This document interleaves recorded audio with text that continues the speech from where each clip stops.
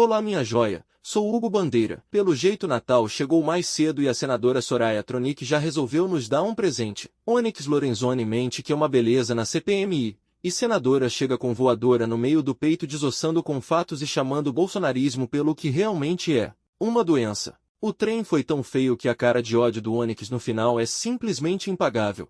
Queria para que vocês possam entender, porque eu acompanho o presidente Jair Bolsonaro desde 2017. Fui o primeiro parlamentar a caminhar ao lado dele neste parlamento. E por conta do processo que construímos em 17, em 18, eu fui escolhido para coordenar o plano de governo, que depois se chamou Caminho para a Prosperidade, que foi construído a muitas mãos ao longo do ano de 2018. Eu quero lembrar que ele tinha 3 pilares. Primeiro deles, constitucional. Um governo que foi respeitoso à Constituição do primeiro ao último dia. Segundo, eficiente. Nós iniciamos desde o início do governo um processo de busca de eficiência de maneira obstinada. E o terceiro, coluna de sustentação do programa, que era ser fraterno. Na regra, os governos brasileiros se estruturam desde a redemocratização de costa para o cidadão. E os resultados que alcançamos mostram que este conceito está correto e estava correto no período em que nós trabalhamos. Uma outra característica que tínhamos era a determinação do presidente, e enquanto eu estive na Casa Civil, eu assisti o presidente, eu ouvi aquele homem dizer: Deus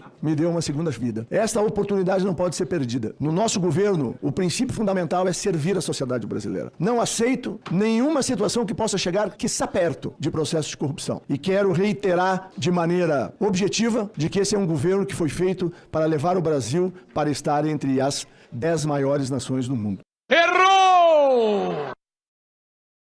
Eu declino de fazer qualquer pergunta para o depoente e, mais importante ainda, eu declino de adentrar em qualquer espécie de debate. E por qual motivo que eu declino de fazer perguntas ou debater? Primeiro, porque eu tenho legitimidade, eu falo de cátedra. Eu estive lá. Eu não estou aqui reproduzindo algo que eu ouvi falar. Eu presenciei as atitudes de perto, de corpo presente. Como muitos outros que acordaram em tempo, como eu acordei. Pessoas como meu amigo Julian Lemos. Pessoas como morrido de desgosto, ministro Gustavo Bibiano, dentre outros. E o motivo pelo qual eu não quero debater, não faço a mínima questão, é porque, infelizmente, eu e muita gente, muitos de nós, estamos diante de uma nítida negação patológica. Nós estamos diante de uma patologia. É um fenômeno preocupante, de cunho psicológico, que vitimou muita gente em nosso país. Uma pandemia mental que envolve características típicas de seita. E nada tem a ver com ideologia. E para isso, eles foram muito inteligentes, Rogério. Eu não vou dizer que o depoente foi... Eu não sei o grau de envolvimento do depoente. Não posso afirmar.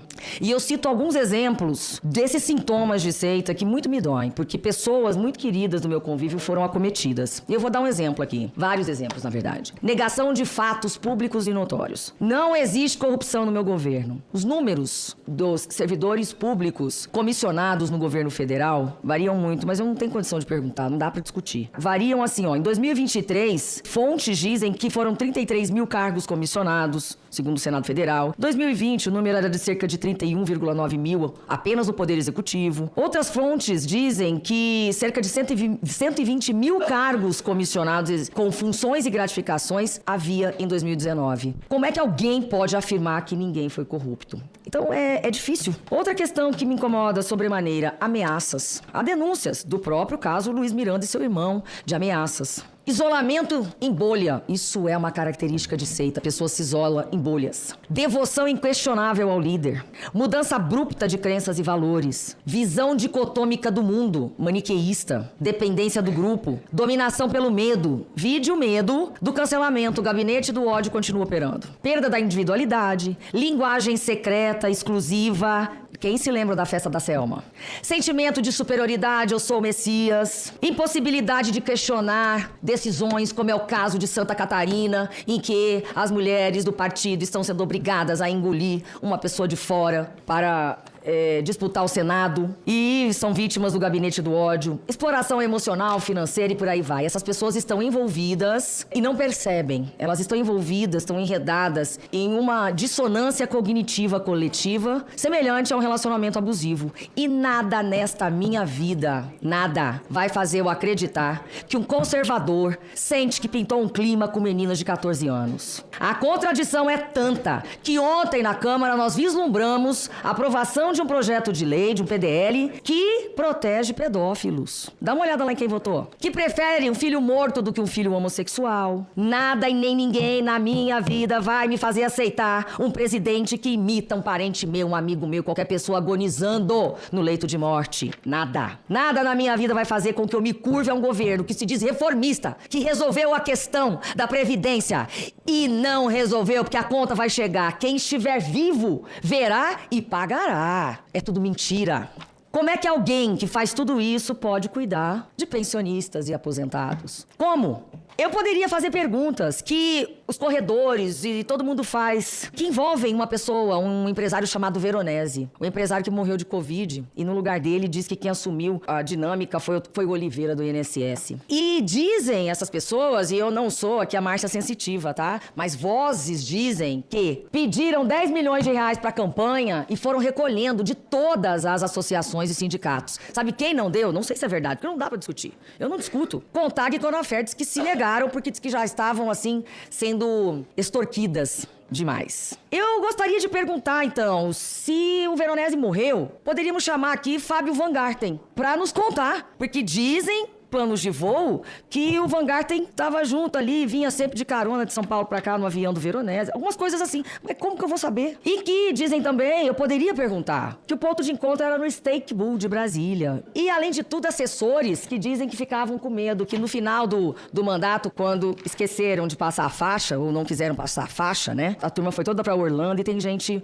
muito preocupada. Eu gostaria aqui, por último, pedir pra que vocês passem o vídeo pra mim, por favor. Passa o vídeo porque o depoente acabou de dizer que não havia influência, tá? Nenhuma em nenhum ministério. Vamos ouvir. Para ser surpreendido, vou interferir em todos os ministérios, sem exceção. Eu não vou esperar fuder a minha família. Parada, eu vou influenciar em todos os ministérios, sem exceção. Enfim, eu pergunto assim, eu estou assistindo, mas eu não acredito. Eu acredito que quem falou a verdade foi o depoente, entendeu? Eu vivo, de repente, dentro de uma bolha. Então eu gostaria de poder perguntar pro depoente, quem está mentindo? É ele ou o que eu estou vendo é mentira? Ou isso é inteligência artificial? Não sei. Mas eu vou falar pra vocês, eu tô vacinada. Eu estou vacinada, graças a Deus. E pra finalizar, quero honrar aqui a memória de um grande amigo, um parceiro, um irmão, que eu perdi na pandemia, implorando por vacina. O nome desse grande homem é senador Major Olímpio, que tinha uma coragem ímpar de não agradar ninguém. Leiam, tá? Coragem de não agradar. Maravilhoso esse livro. É a cara do Major Olímpio. Sabe o que ele dizia? Eu sou do tempo em que Onix era só um carro. Muito obrigada, presidente. Pois não, excelência. O senhor gostaria de comentar, senhor ministro? Olha, eu agradeço as colocações da senadora que se manifestou. Com a palavra, o senador Girão. Muito obrigado, senhor presidente. Quero cumprimentar todos os colegas. Quero cumprimentar o senhor pela condução exemplar. O Brasil lhe admira a cada dia, presidente Obrigado, Carlos senhor. Viana. Assim como também o deputado Alfredo Gaspar. Quero cumprimentar o ministro. Pessoal, uma última mensagem antes de me despedir. Muita gente me pergunta como ganhar dinheiro online, mas fica receosa. E com razão. A maioria do que você vê por aí é golpe. Ou é o tigrinho, é a jogatina, ou é golpe da pirâmide. Mas o que eu sempre recomendo aqui é diferente. É um método de trabalho sério e honesto. É a oportunidade de ter uma carreira digital, trabalhando de casa, fazendo seus próprios horários. E a melhor parte, com a possibilidade de ganhar em dólares. Pense nisso. O dólar vale 5 vezes mais que o real. Ter uma fonte de renda em moeda americana muda o jogo. Você não precisa sair do seu emprego atual. Você pode começar no seu tempo livre, usando apenas seu celular ou um computador. Esse conhecimento é ensinado profissionalmente na Escola de Negócios Digitais. Se você quer entender como isso funciona e ter a chance de alcançar esses resultados, o caminho é o mesmo. O Clayson vai te auxiliar e tirar suas dúvidas, liberou um treinamento gratuito de 3 aulas. Para assistir, é só clicar no link aqui embaixo, é o primeiro link da descrição e também do comentário fixado. Você vai direto para o WhatsApp dele, diz que quer saber mais e ele vai te mandar as 3 aulas para você entender a dinâmica. É sem compromisso. Clica lá, não perde a oportunidade. O Clayson está esperando por você. Dito isso, um grande abraço e tudo de bom.